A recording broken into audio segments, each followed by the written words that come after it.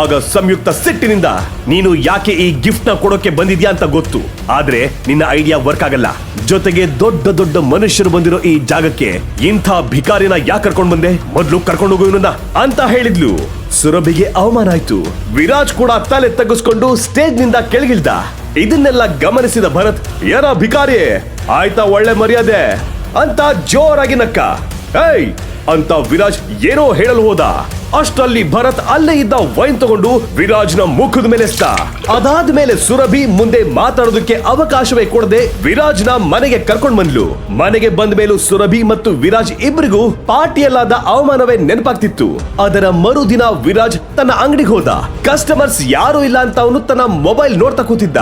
ಆಗ ಒಂದು costliest car ಅವನ ಅಂಗಡಿ ಮುಂದೆ ಬಂದ್ ನಿಂತ್ಕೋತು. ಯಾರೋ ಕಸ್ಟಮರ್ ಇರ್ಬೋದು ಅಂತ ಅವನು ತನ್ನ ಮೊಬೈಲ್ ನ ಪಕ್ಕಕ್ಕಿಟ್ಟು ಜ್ಯೂಸ್ ಮಾಡ್ಕೊಡಲು ರೆಡಿ ಆದ.